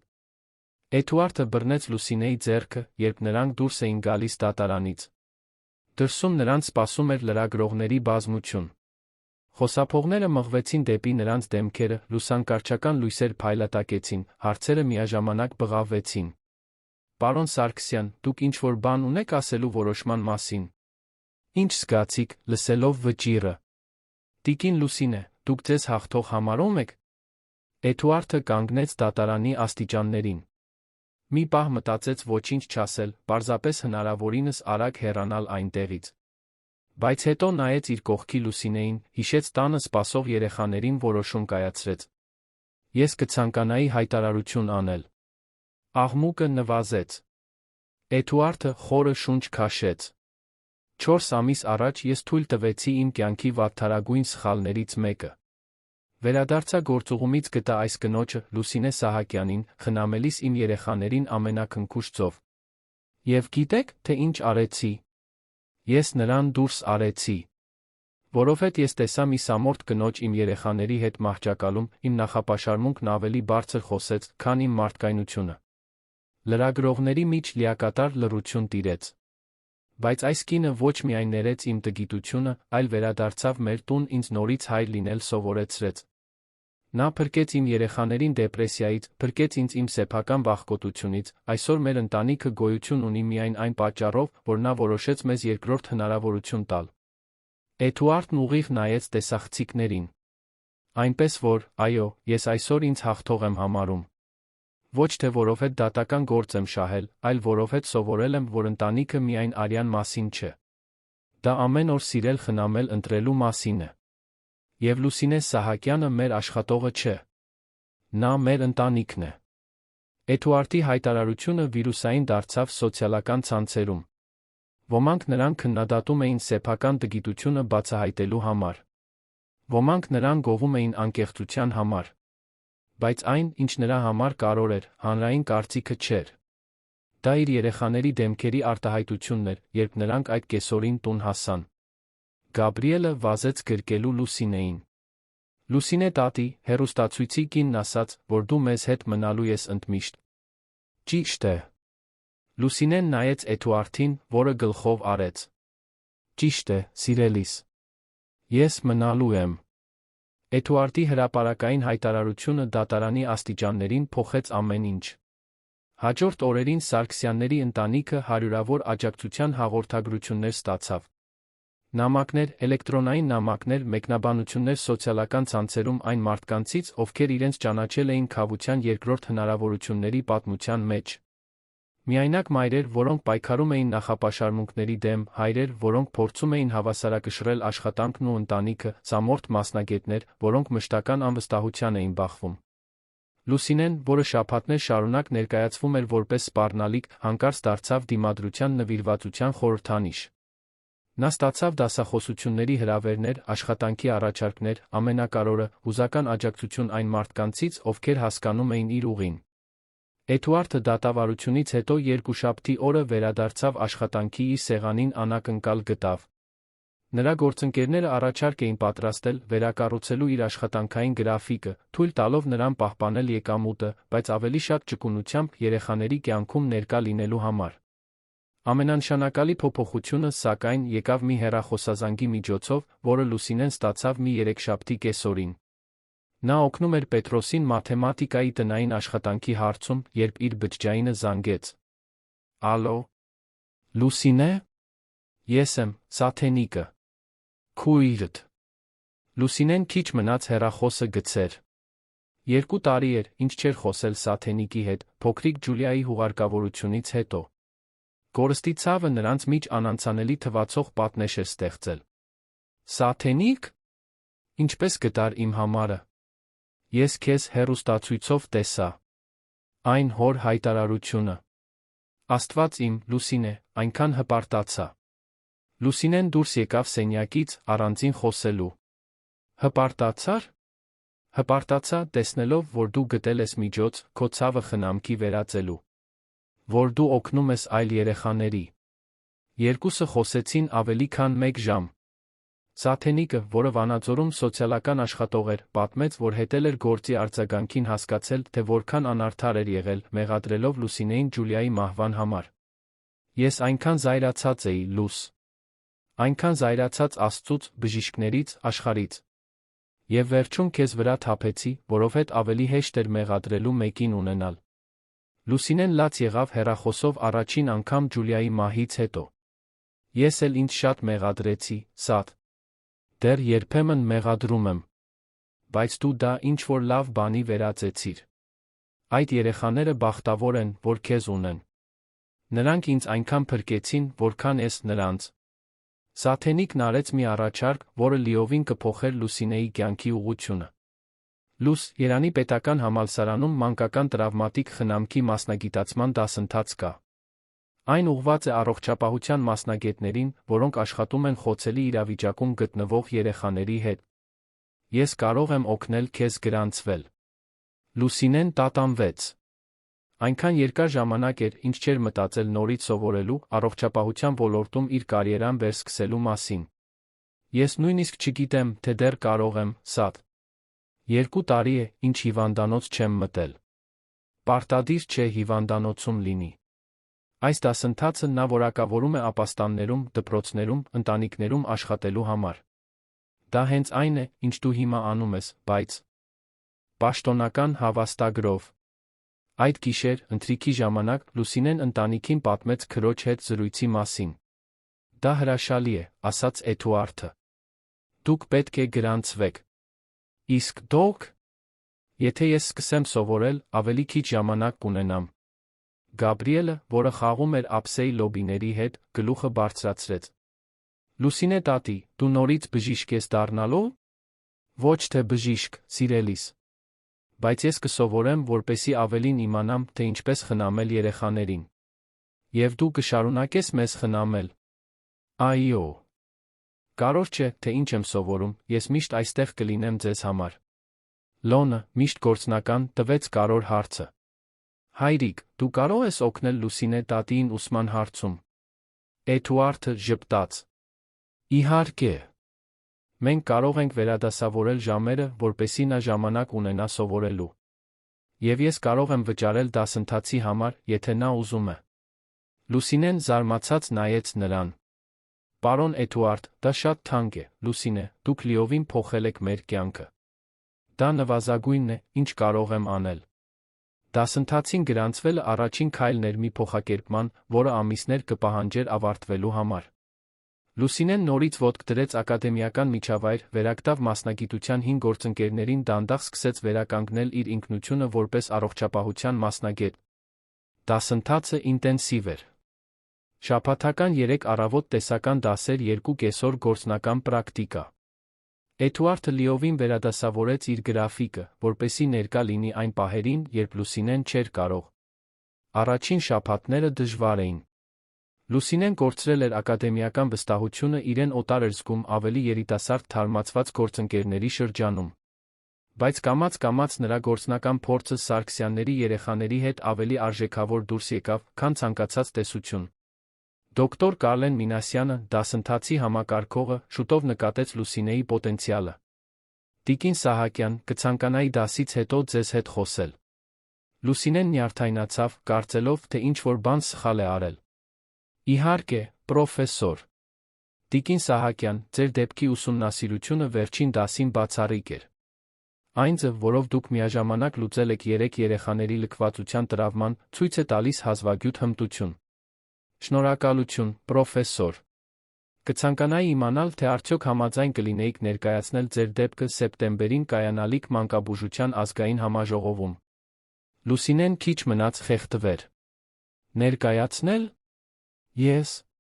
Ձեր աշխատանքը կատարյալ օրինակ է, թե ինչպես կարող է համալիր խնամքը հակադարձել բարդ տրավմաները։ Դա շատ արժեքավոր կլիներ այլ մասնագետների համար։ Լուսինեն ընդունեց հրավերը, հաջորդ ամիսներն անցկացրեց, պատրաստելով իր զեկույցը։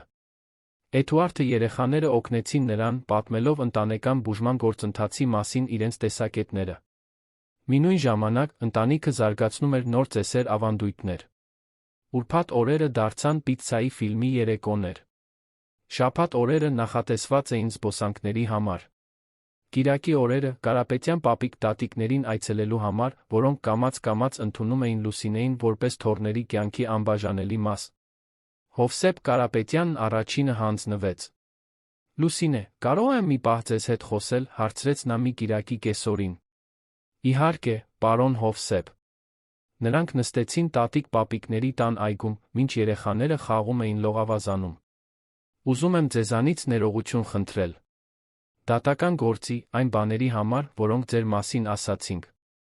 Լուսինեն զարմացած նայեց նրան։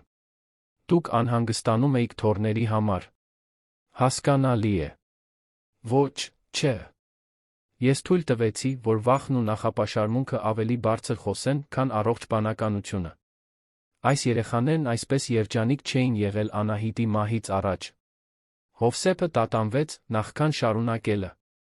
Կարմենն ու ես միշտ ուզել ենք օգնել, բայց չգիտեինք ինչպես։ Կարծում էինք, որ սերն ու փողը ամեն ինչ լուծում են։ Դուք նրանց սովորեցրիք, որ կան այլ կարևոր բաներ։ Նրանք յուրահատուկ երեխաներ են։ Պարզապես պետք էր մեկը, որը չէր վախենա մոտ լինել նրանց ցավին։ Ընտանեկան հաշտությունը էլ ավելի մեծ կայունություն բերեց տղաներին։ Մոր մահից հետո առաջին անգամ նրանք ունեին ամուր աջակցության ցանց։ Ներկա հայր, նվիրված խնամակալ, ներգրավված տատիկ պապիկներ, կառուցվածքային առօրյա մասնագիտական ուղեկցություն։ Սեպտեմբերին Լուսինեն իր աշխատանքը ներկայացրեց մանկաբուժության համաժողովում։ Էդուարդը երեխաները գնացել էին նրան դիտելու։ Տեսնել այն կնոջը, որը խնամում էր իրենց, ծափահարվելով ամբողջ երկրի բժիշկների հոգեբանների կողմից, աննկարագրելի հպարտության պահ էր։ Բժիշկ Հեղինե Թադոսյանը, Էրեբունի բժշկական կենտրոնի մանկաբուժության բաժանմունքի վարիչը, մոտեցավ Լուսինեին զեկույցից հետո։ Տիկին Սահակյան, կցանկանայի աշխատանքի հնարավորության մասին խոսել։ Լուսինեն նայեց Էդուարդին, որը քաջալերող գլխով արեց։ Մենք իրականացնում ենք տրավմայի ենթարկված երեխաների համար ինտեգրված խնամքի փորձնական ծրագիր։ Մեզ պետք է ձեր նման պրոֆիլով մեկը, թիմը համակարգելու համար։ Բայց ես դեռ չեմ ավարտել իմ մասնագիտացումը։ Դա կարելի է կարգավորել։ Կարորը ձեր գործնական փորձն է արդյունքների հասնելու ձեր կարողությունը։ Առաջարկը գայթակղիչ էր։ Համակարգել նորարարական ծրագիր, աշխատել բարդ դեպքերի հետ, վերապատրաստել այլ մասնագետների։ Բայց Լուսինեն խնամելու ընտանիք ուներ։ Կարող եմ մտածել։ Իհարկե։ Բայց կցանկանայի, որ իմանայիք, որ ծրագիրը կգործի կես դրույքով։ Սկզբնական շրջանում շաբաթական 3 առավոտ։ Այդ գիշեր ամբողջ ընտանիքը հավաքվեց հյուրասենյակում, քննարկելու առաջարկը։ Լուսինե տատի, դու ուզում ես հիվանդանոցում աշխատել, հարցրեց Գաբրիելը։ Ուզում եմ, սիրելիս։ Բայց միայն եթե դուք համաձայն լինեք։ Եվ դու կդադարես մեզ խնամել։ Երբեք։ Դուք իմ առաջնահերթությունն եք։ Միշտ կլինեք։ Պետրոսը, որն ավելի շփվող էր դարձել վերջին ամիսներին, մի դիտարկում արեց, որը զարմացրեց բոլորին։ Լուսինե տատի, եթե դու օգնես այլ երեխաների, ինչպես մեզ օգնեցիր, շատ լավ կլինի։ Էդուարդը ժպտաց։ Պետրոսը ճիշտ է։ Դուք տաղանդ ունեք, Լուսինե։ Եսասիրություն կլիներ դա միայն մեզ համար պահել։ Լոնը, միշտ գործնական, ուզում էր իմանալ մանրամասները։ Բայց դու այստեղ կլինես, երբ մենք դպրոցից գանք։ Այո։ Աշխատանքը կլինի առավոտյան, մինչ դուք դպրոցում եք։ Ապա, լավ է։ Լուսինեն ընդունեց պաշտոնը հիվանդանոցում։ Հաջորդ ամիսներին նա մշակեց խնամքի արձանագրություններ, որոնք դարձան ազգային չափանիշ։ Նրա մեթոդաբանությունը, որը հիմնված էր մշտական ներկայության հուզական վավերացման վրա, ներառվեց երկրի մի շարք հիվանդանոցներում բուժքույրերի սոցիալական աշխատողների վերապատրաստման մեջ։ Ծրագիրն այնքան աճեց, որ հիվանդանոցը որոշեց այն պաշտոնապես անվանել Լուսինե Սահակյանի անվան մանկական տրավմատիկ խնամքի ծրագիր։ Պաշտոնական բացման արարողությանը Լուսինեն բեմ բարձրացավ Էդուարդի 3 երեխաների ուղեկցությամբ։ Իր ելույթում նա խոսեց այն ուղու մասին, որն անցել էր Ջուլիայի կորստից մինչ այդ պահը։ Երկար ժամանակ։ Կարծում էի, որ իմ դուստրը իզուր է մահացել։ Որ նրա հեռանալը ոչ մի իմաստ չուներ։ Բայց այսօր ես հասկանում եմ, որ Ջուլիան ինձ սովորեցրեց, որ սիրելը միակ իրական ձն է հարգելու նրան, ով գնացել է։ Եվ որ այլ երեխաներին խնամելը չի նվազեցնում այն սերը, որը ես զգում եմ նրա հանդեպ, այլ բազմապատկում է։ 6 ամիս անց, մի հինգշաբթի կեսօրին, Էդուարդը կանչեց Լուսինեին առանձին խոսելու։ Լուսինե, ես ձեզ առաջարկ ունեմ անելու։ Նա նստեց հյուրասենյակի բազկաթոռին, հետաքրքրված։ Էդուարդը գրպանից մի ծրար հանեց։ Ես խոսել եմ իմ փաստաբանի հետ մի իրավական հարցի շուրջ։ Եթե ինձ հետ ինչ-որ բան պատահի, ուզում եմ վստահ լինել, որ դուք իրավական իշխանություն կունենաք երեխաների նկատմամբ։ Լուսինեն խոսքերը կորցրեց։ Սա համախնամակալության փաստաթուղթ է։ Եթե դուք ստորագրեք, դուք կունենաք նույն իրավունքները, ինչ ես ունեմ Լոնի, Պետրոսի Գաբրիելի նկատմամբ։ Ոչ թե որպես աշխատող, այլ որպես ընտանիք։ Նա դողացող ձեռքերով բացեց ծրարը կարդաց փաստաթուղթը։ Դա պաշտոնական ճանաչումն էր այն բանի, ինչն արդեն գոյություն ուներ գործնականում։ Նա նույնքան պատասխանատու էր այդ երեխաների համար, որքան նրանց հայրը։ Էդուարդ, ես չգիտեմ ինչ ասել։ Ոչինչ ասել պետք չէ։ Պարզապես պետք է իմանաք, որ դուք օտար մարդ չեք, որը խնամում է իմ երեխաներին։ Դուք այս ընտանիքի մասն եք, բոլոր իրավունքներով, պարտականություններով, որոնք դա ենթադրում է։ Լուսինեն ստորագրեց փաստաթուղթը։ Երբ երեխաներն իմացան նորության մասին, Գաբրիելը տվեց այն հարցը, որը բոլորի սրտում էր։ Լուսինե տատի, հիմա կարո՞ղ եմ քեզ մայրիկ կանչել։ Լուսինեն ծնկի իջավ նրա բարձրությանը բռնեց նրա փոքրիկ ձեռքերը։ Սիրելիս, ես երբեք չեմ փորձի զբաղեցնել քո մայրիկի տեղը։ Նա յուրահատուկ առանձնահատուկ է միշտ կլինի քո մայրը։ Իսկ դու։ Ես քո Լուսինեն եմ։ Մեկը, որն ընտրել է սիրել ձեզ, խնամել ձեզ ամեն օր։ Եթե դու ուզում ես ինձ մայրիկ Լուսինե կանչել, լավ է։ Եթե ուզում ես շարունակել ինձ Լուսինե տատի կանչել, դա էլ է լավ։ Կարևորն այն է, որ դու իմանաս, որ ես այստեղ եմ ընդմիշտ։ Այդ տարվա վերջին Լուսինեն որոշեց երեխաներին տանել ծանոթացնելու իր հայրենի քաղաքին, Դիլիջան, այցելելու Ջուլիայի գերեզմանին։ Էդուարդը ոչ միայն թույլ տվեց ճամփորդությունը, այլ պնդեց, որ ուղեկցի նրանց։ Ճամփորդությունը խնամքով պլանավորվել էր։ Լուսինեն խոսել էր բժիշկ Մարինայի հետ, թե ինչպես ներկայացնել Ջուլիային տղաներին, ինչպես բացատրել մի երեխայի մահը այլ երեխաների, որոնք ապրել էին մոր կորուստը։ Գերեզմանատանը դեկտեմբերյան արոտ մի առավոտյան Լուսինեն ծնկի իջավ այն փոքրիկ վարդագույն տապանակարի առաջ, որը նշում էր այն վայրը, որտեղ հանգչում էր իր դուստրը։ Ջուլիա, իմ արքայադուստր, ես մի քանի հոգու եմ բերել քեզ հետ ծանոթացնելու։ Գաբրիելն առաջինը մոտեցավ երեխայի բնական հետաքրքրասիրությամբ։ Բար, Ջուլիա։ Ես Գաբրիելն եմ։ Քո մայրիկը հիմա մեզ է խնամում։ Պետրոսը մի փոքրիկ ծաղիկ դրեց, որը քաղել էր գերեզմանատան այգուց։ Բար, Ջուլիա։ Քո մայրիկը շատ լավն է։ Նա լավ կոկտեյլ է սարքում, ծիծաղելի հեքիաթներ է պատմում։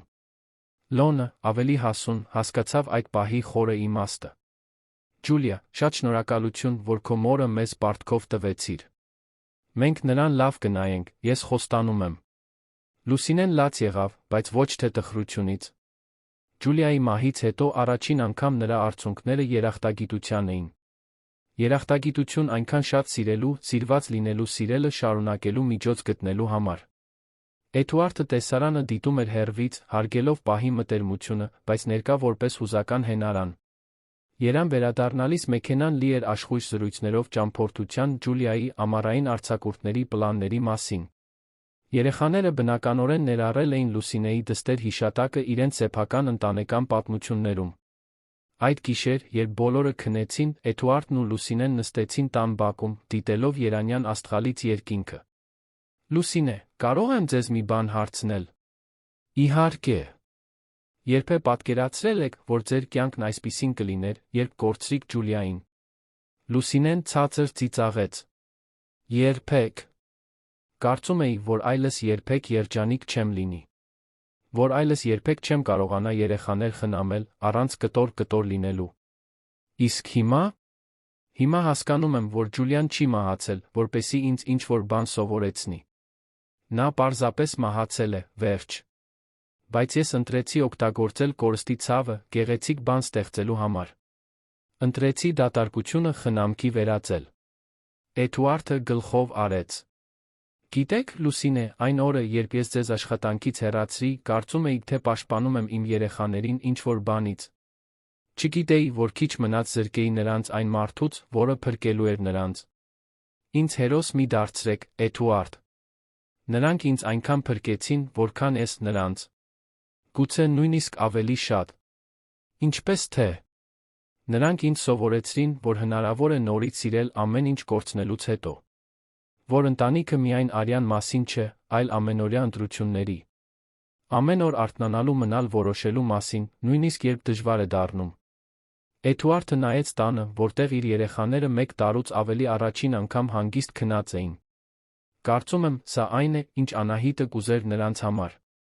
Մեզ համար։ Վստահ եմ, որ այո։ Երկուսը մի քանի րոպե լուռ մնացին, յուրաքանչյուրը խորասուզված իր մտքերում։ Լուսինե, կարո՞ղ եմ ձեզ խոստովանություն անել։ Այո։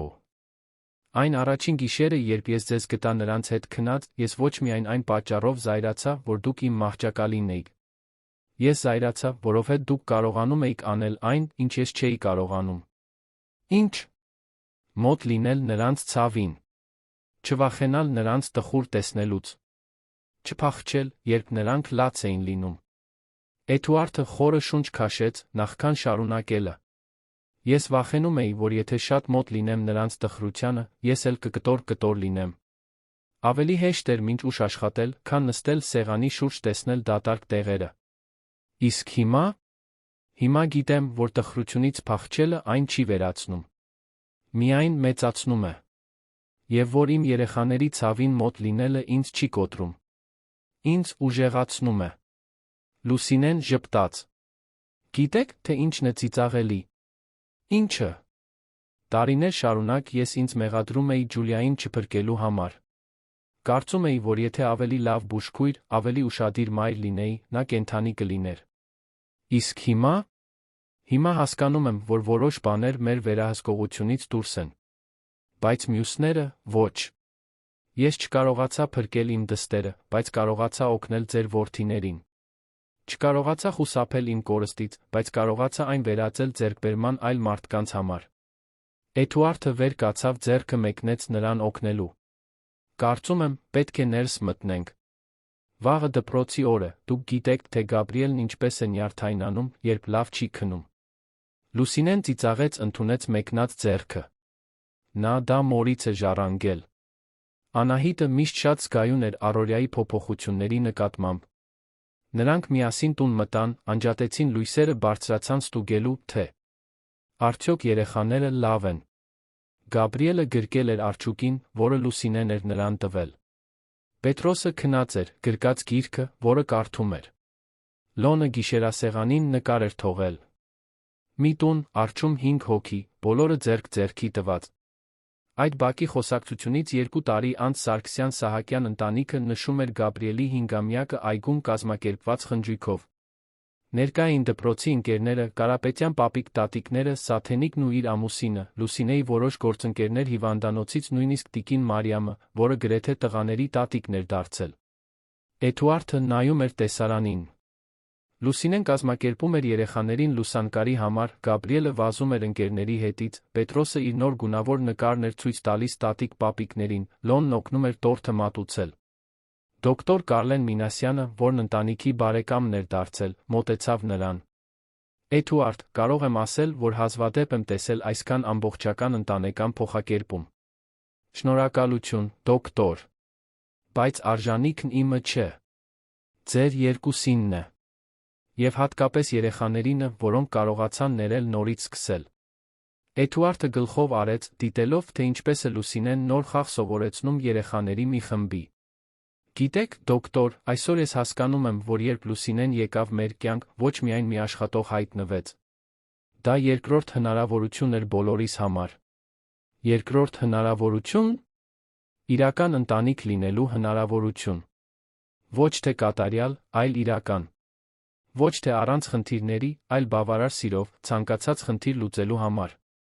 Այդ գիշեր, երբ բոլոր հյուրերը գնացին, երեխաները քնեցին խնջույքից հոգնած, Էդուարդն ու Լուսինեն նստեցին հյուրասենյակում, դասավորելու նվերները, խոսելու օրվա մասին։ Գեղեցիկ խնջույք էր, ասաց Լուսինեն։ Անահիտը կպաշտեր տեսնել Գաբրիելին այսքան երջանիկ։ Վստահ եմ, որ նա տեսել է, Էդուարդ։ Ինչ-որ տեղից նա տեսել է։ Էդուարդը դադարեց ծալել թղթե սրբիչները, նայեց Լուսինեին։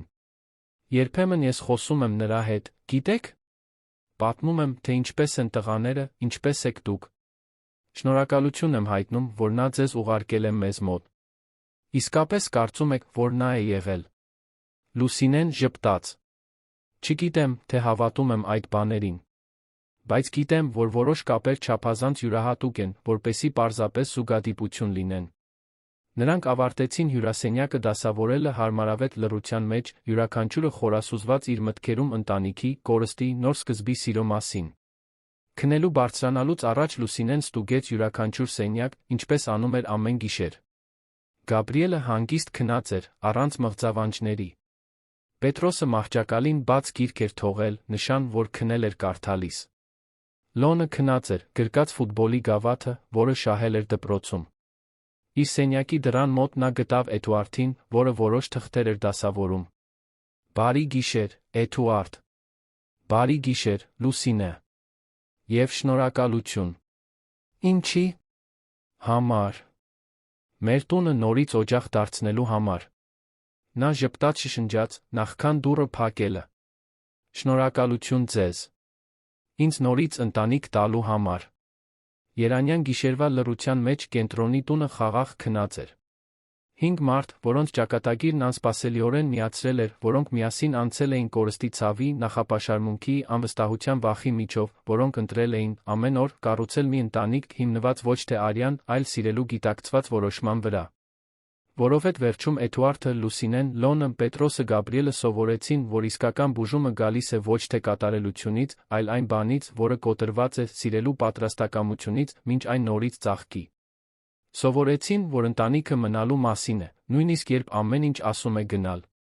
Եվ բացահայտեցին, որ երբեմն ամենայուրահատուկ մարդիկ մեր կյանք են մտնում հենց այն պահին, երբ մենք ամենաշատն ենք նրանց կարիքն ունենում, ոչ թե որպես օտարներ, այլ որպես նվերներ, որոնց մենք նույնիսկ չգիտեինք, որ սպասում էինք։